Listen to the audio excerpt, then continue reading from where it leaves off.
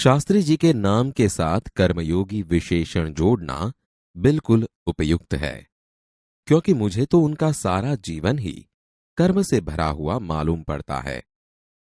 शास्त्री जी सामान्य परिवार से ऊपर उठकर देश के प्रधानमंत्री के जिस महत्वपूर्ण पद तक पहुंचे, उसका रहस्य उनके कर्मयोगी होने में ही छिपा हुआ है। वे उन लोगों में भी नहीं थे जो भाग्य पर भरोसा करके बैठे रहते हैं और अचानक कभी सफलता मिल जाती है, बल्कि वे उन लोगों में से थे जिनको अपनी हथेली की लकीरों के बजाय अपने चिंतन और कर्म की शक्ति पर अधिक भरोसा होता है, और वे क्रमशः अपने जीवन का रास्ता बनाते हुए आगे बढ़ते हैं। शास्त्री जी के लिए कर्म ही ईश्वर था और इसके प्रति बिना किसी फल की आशा किए संपूर्ण भाव से समर्पित रहते थे। यहां तक कि जब भी उन्हें फल की प्राप्ति के अवसर मिले, तब भी उन्होंने उस ओर हमेशा उपेक्षित दृष्टि ही रखी। उनका जीवन दर्शन गीता के निष्काम कर्मयोगी का प्रतिरूप था। इसलिए मैं समझता हूं कि उन्हें केवल कर्मयोगी के बजाय निष्काम कर्मयोगी कहना कहीं अधिक उपयुक्त होगा। अपने उद्देश्य के प्रति दृढ़ आस्था, उस उद्देश्य को प्राप्त करने के लिए कर्म का भाव तथा उस कर्म के प्रति संपूर्ण समर्पण, ये तीन बातें मुझे उनके संपूर्ण चरित्र तथा जीवन दर्शन में दिखाई पड़ती है। अपने एक भाषण में उन्होंने इसी तरह के विचार व्यक्त करते हुए कहा था, यहां तक कि भले ही आप राजनीतिक क्षेत्र या सामाजिक क्षेत्र या किसी अन्य क्षेत्र में कार्य करते हैं, यदि आप उसमें सफल होना चाहते हैं, अपने दायित्वों का पूरी तरह से निर्वाह करना चाहते हैं, तो आपके कार्य और समर्पण तथा भक्ति और कर्म में समन्वय होना चाहिए। मैं शास्त्री जी की सफलता का रहस्य उनके इसी महत्वपूर्ण चिंतन में मानता हूं। साथ ही यह भी मानता हूं कि किसी भी व्यक्ति, समाज और देश के विकास का रहस्य इसी भक्ति और कर्म के सिद्धांत में निहित है।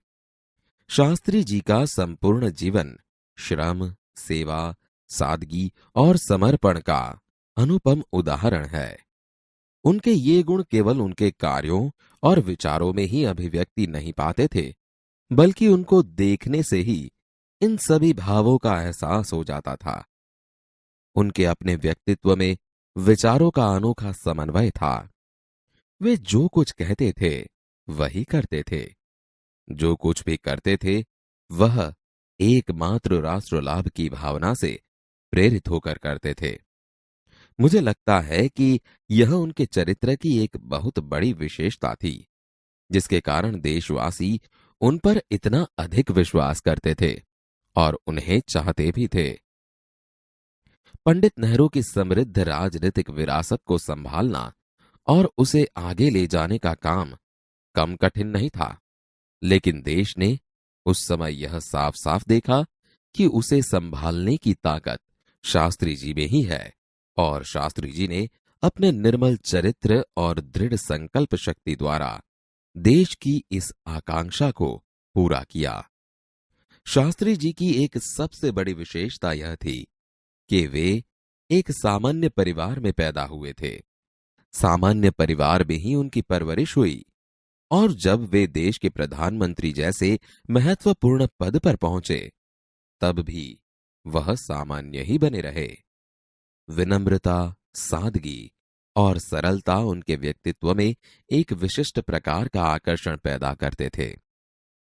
इस दृष्टि से शास्त्री जी का व्यक्तित्व बापू के अधिक करीब था, और कहना न होगा कि बापू से प्रभावित होकर ही सन 1921 में उन्होंने अपनी पढ़ाई छोड़ दी। शास्त्री जी पर भारतीय चिंतकों डॉक्टर भगवान दास तथा बापू का कुछ ऐसा प्रभाव रहा कि वह जीवन भर उन्हीं आदर्शों पर चलते रहे तथा औरों को इसके लिए प्रेरित करते रहे। शास्त्री जी के संबंध में मुझे बाइबल की वह उक्ति बिल्कुल सही जान पड़ती है कि विनम्र ही पृथ्वी के वारिस होंगे। शास्त्री जी ने हमारे देश के स्वतंत्रता संग्राम में तब प्रवेश किया था जब वे एक स्कूल में विद्यार्थी थे और उस समय उनकी उम्र 17 वर्ष की थी। गांधी जी के आह्वान पर वे स्कूल छोड़कर बाहर आ गए थे। इसके बाद काशी विद्यापीठ में उन्होंने अपनी शिक्षा पूरी की।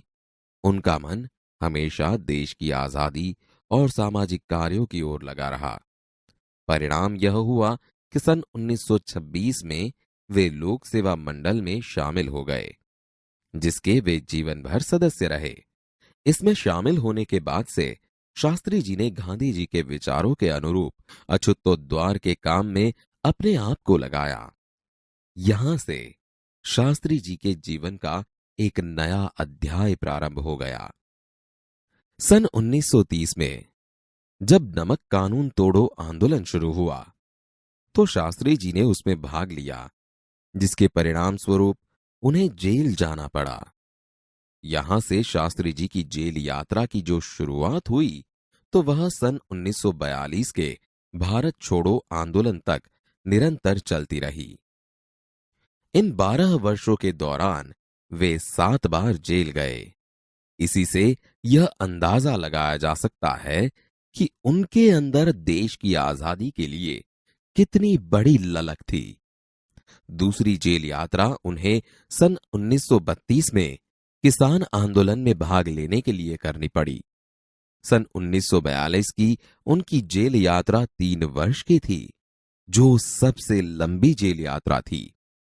इस दौरान शास्त्री जी जहां एक ओर गांधी जी द्वारा बताए गए रचनात्मक कार्यों में लगे हुए थे, वहीं दूसरी ओर पदाधिकारी के रूप में जनसेवा के कार्यों में भी लगे रहे।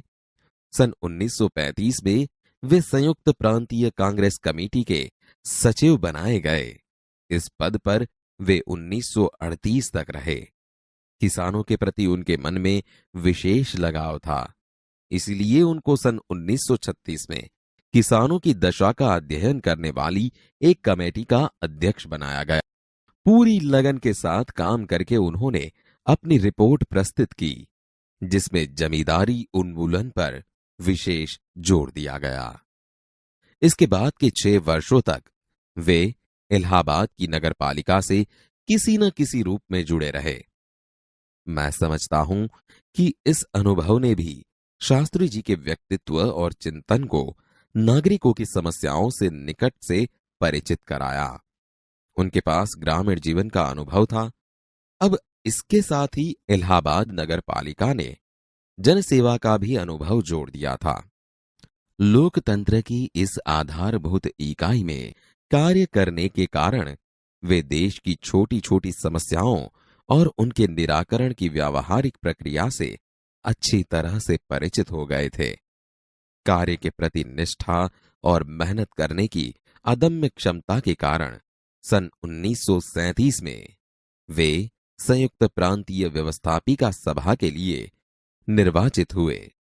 सही मायने में यहीं से शास्त्री जी के संसदीय जीवन की शुरुआत हुई, जिसका समापन देश के प्रधानमंत्री पद तक पहुंचने में हुआ।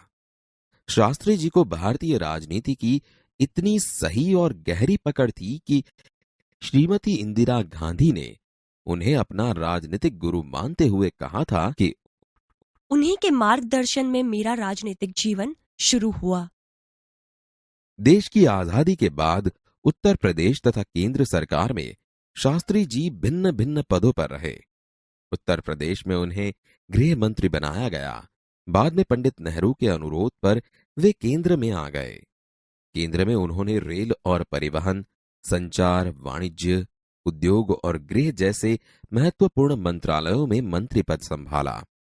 इन पदों पर रहते हुए शास्त्री जी ने अपनी जिस प्रशासकीय दक्षता का प्रमाण दिया, वह हमारे देश के लिए एक उदाहरण है।